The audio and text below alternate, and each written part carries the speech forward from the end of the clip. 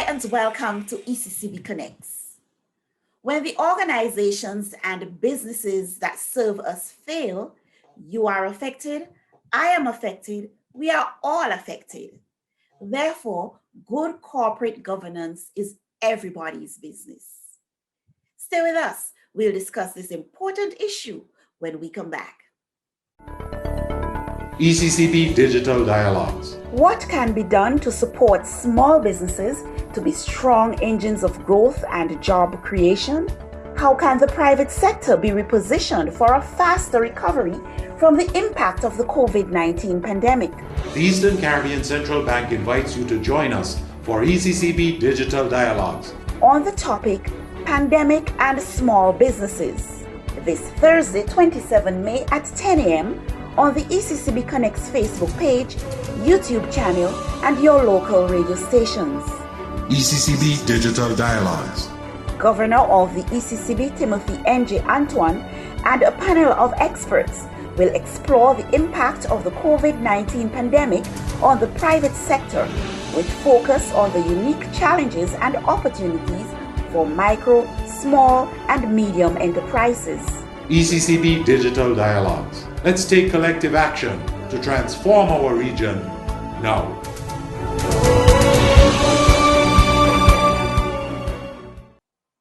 Thanks for staying connected with us. May is recognized globally as International Internal Audit Awareness Month. This year, the Eastern Caribbean Central Bank is observing the month under the theme Internal Audit, a sterling resource for sound corporate governance. On this program, we speak with Dr. Chris Bart, Chairman of the Caribbean Institute of Directors and Caribbean Governance Training Institute. Dr. Bart, welcome to ECCB Connects. Thank you very much. It's a great pleasure to be invited. Now, when we speak about corporate governance, what is corporate governance? In all of our programs that we offer, we essentially promote the definition of corporate governance that was first introduced by Sir Adrian Cadbury back in the 1990s when he was asked to review the state of corporate governance in Great Britain. And the definition that he came up with is as follows. He said that corporate governance is the system by which an organization is directed and controlled. And that definition is spectacular. First and foremost, because it's short. There's no excuse for once having learned it or having been introduced to it, not remembering it. Second of all, though, it's universal. He said it's the system by which an organization is directed and controlled. So in that sense, governance is governance regardless of the organization that we're talking about. It could be a nation state and it could be a mom and pop little business operating in one of the island nations in the Union here. And then of course, he talked about it being the system by which an organization is directed and controlled. And with that, he really tried to emphasize the fact that every organization has a system already in place that produces direction and control. It just might not necessarily be a good one. And that's the job of the board of directors and their professional advisors to help the directors ultimately create a good system by which the organization is directed and controlled. And so then with those last two words, what was Cadbury getting at? What's that system essentially designed to do? Well, he said it's designed to provide direction. And by that he meant it's designed to make decisions, which of course, says, well, organizations make millions of decisions all the time. That's right. And so there are different types of decisions that are going to be made by different actors in the governance system. There's the day-to-day operational tactical decisions. Those are the ones that normally get handed to management to make all on their own without any or very little oversight on the part of the directors. And then there are the big heavyweight decisions. We call those the strategic decisions. These are the ones that management can't make on their own. They'll do the heavy lifting for management to help bring a recommendation, but at the end of the day, the strategic decisions are owned by management and the board cooperatively and concurrently. And it is in that sense that they are challenged. They are challenged to not make just okay decisions, to make that'll do decisions, but to make great decisions. And by control, Cadbury was really getting at two elements of control. The first is decision control.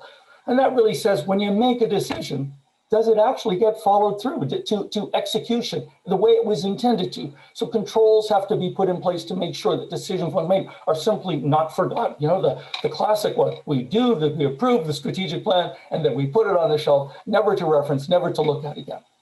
And then the second element of control, and then I'll finish this topic, the second element of control is really about protecting the assets, controlling and protecting the assets of the organization. From what? Well, from a phrase that I coined back in 2014, and you're protecting the organization from the four evil sisters: misallocation, misappropriation, misrepresentation, and misconduct. And the four evil sisters are present in every organization all the time. You could never, ever completely get rid of them because they're very creative. And once you set up controls to block them in one fashion, they will put their minds together to figure out how they can do it someplace else. We know that systems are in place. Like you said, most organizations have a system in place. People may not, or the people in the organization may not see it as a system per se, because they just do things. We also know that systems, even the best, sometimes don't work as they should and don't yield the results that they should. So we have this system in place for good governance. Yeah. What would good governance, a system that's working well, what will good governance look like in an institution? Of course, it's going to start with the selection of the directors. I mean, the directors are the bricks and mortars of the governance system. So if you start off with bad directors, it's not going to bode well in terms of how all the other parts of the system flow together. Next in line, though, we would want to see in the selection of the directors, we usually want at least a majority, if not all of them, to be independent of management so that they can bring independent objective thinking to whatever decision is put before them to decide on behalf of the organization and make a great decision. Usually want to see the chair and the chief executive officer's positions separated, because you want to have the board with its own unique leader separate from the leader on management. Now, sometimes, for a whole variety of very good reasons, that's not always possible. And when that occurs, there is a fail-safe mechanism, which is often recommended, and that is to have a lead director who the independent directors can turn to discuss matters which might be difficult to talk with the board chair when that person is also the chief executive officer. You also want to have, in terms of all of the committees of the board, you want to have them populated mostly with independent directors, especially on the audit committee. On the audit committee, they should all be independent directors, and they should also all be financially literate. Okay, the board is asking the audit committee to weigh in and do the heavy lifting with respect to determining the quality and the effectiveness of the internal control and reporting systems with respect to producing documents that others are going to rely on. But we also like to see independent directors on the nominating and governance committee. We want to see them on the human resource and compensation committee as much as possible there. I think after that, the low-hanging fruit of an organization's good governance is a set of charters or mandates, where these go beyond the bylaws or the articles of incorporation and specify, and what I like to refer to as in excruciating detail, the roles, the responsibilities, the duties, the actions, the tasks that the board is expected to play, and each of the committees, as well as a separate charter for the individual director. It's actually called the Individual Director Charter, which is sort of a behavioral charter that lays out again in explicit detail what the expectations are, the behavioral expectations are for a director when they come to the boardroom to participate in the decision-making process. And then I think after that, there's really just a couple more biggies you like to see in good governance. One, of course, is director evaluations. Director, board, individual, committee, chair evaluations, because it's part of the accountability system, where the directors have been given a job, they were selected, they were given a job to do as specified in the charters, and now the question becomes, did they do it? And how well did they do it? Finally, I would put that a great governance system has an internal auditor. has an internal auditor, because in between the board meetings, the internal auditor is the person working on behalf of the board to report on what's going on. And it has to be more than just compliance. You don't want your internal auditor to be a compliance cop, because that's probably the lowest level activity that an internal auditor can perform. There are so many more valuable ones. And I would say top of the list is to weigh in and talk to the board about how well the current strategy is being executed and the impediments to the strategy, which the board can then interact with the chief executive officer to see how to overcome. But for it to work, the internal auditor must be independent, must report directly to the audit committee and dotted line to the chief executive officer. So that would be my sort of, checklist of what you would look for to determine the existence of a good governance system. So the system of governance, at the core of it is a team of people. You spoke about the directors, the managers. Now, for this system to work and for it to function, these people have to execute their tasks as is required of them. Yes. Now, the human element is involved here, and with that comes all sorts of issues. Now, briefly, what would you say are the key elements to look for when selecting directors? So you want to have directors with the requisite skills, knowledge, experience, background. If you want to do a merger, if you want to do an acquisition, you want to have directors who have skills with successfully skills of mergers and acquisitions. So I would say that's first and foremost. Good boards begin with good directors.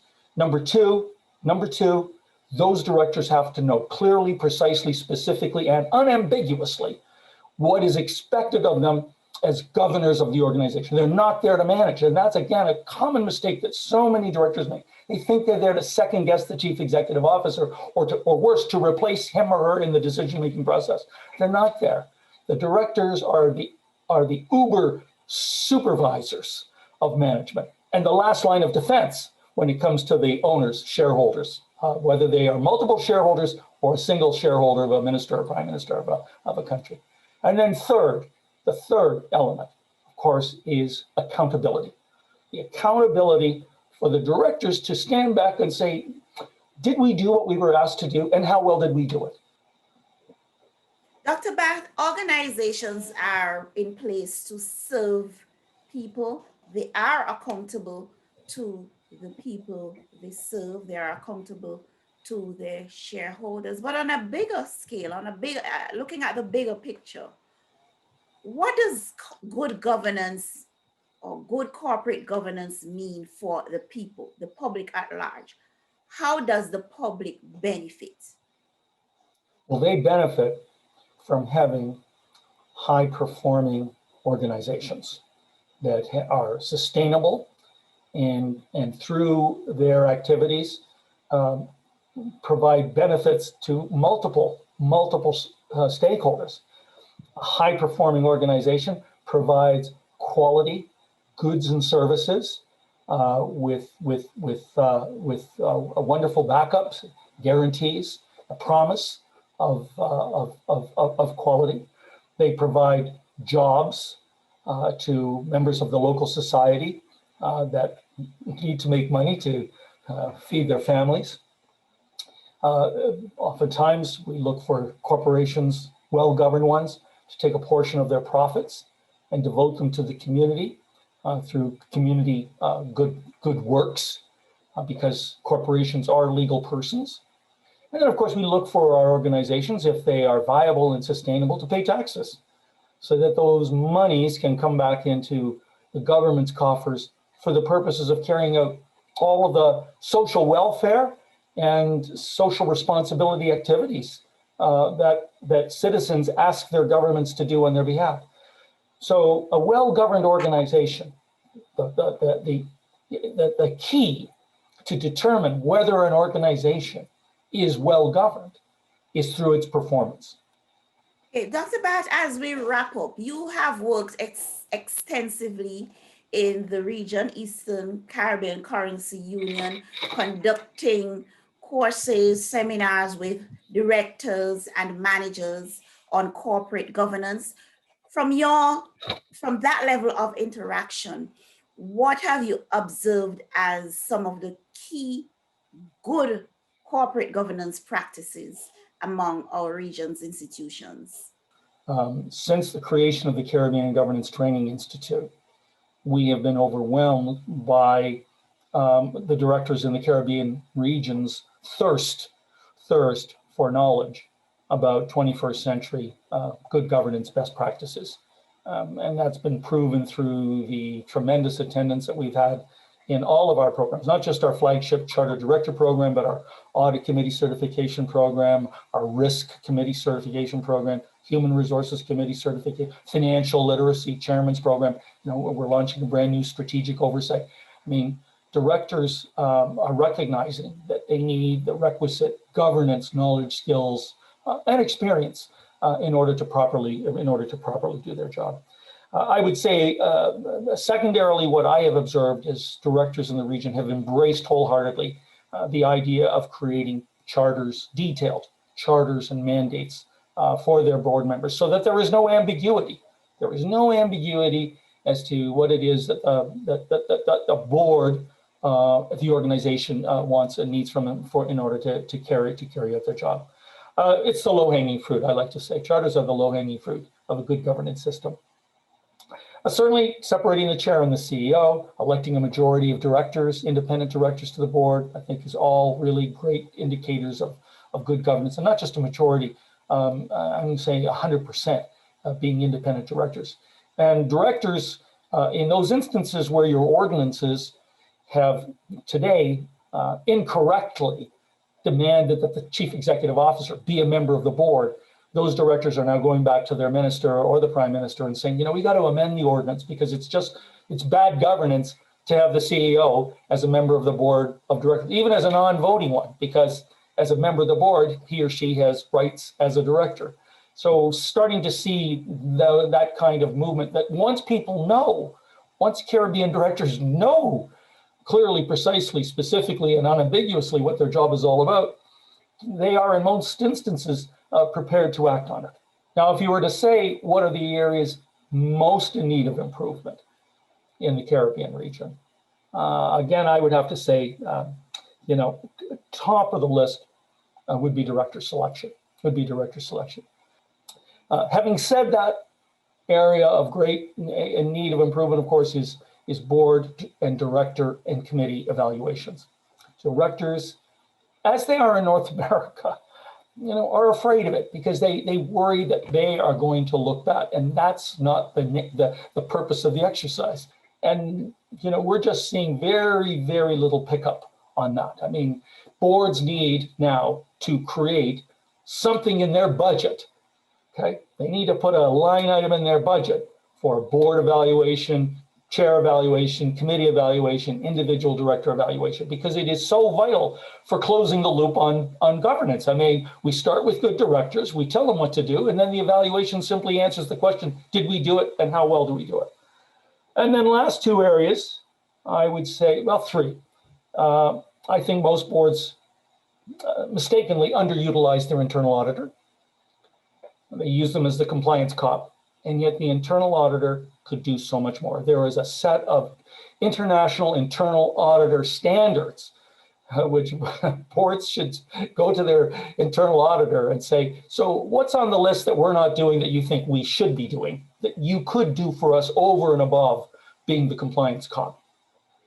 And then I guess I think the financial literacy skill of Caribbean directors need to be improved. What say the ordinary man has heard about corporate governance, good corporate governance, selection of directors, internal auditors, and the question is, why should I care? What's your response? Because when governance fails, then organizations fail.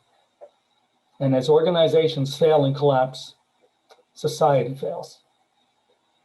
So everyone is depending upon the governance system of an organization to produce benefits, not just for the shareholders of the organization, but all stakeholders, people who have a stake in the success of the business. So when governance fails, the consequences reverberate throughout the entire economy and society. Therefore, everyone has to care and be concerned about the corporate governance. Good governance is everybody's business. Everyone. Absolutely.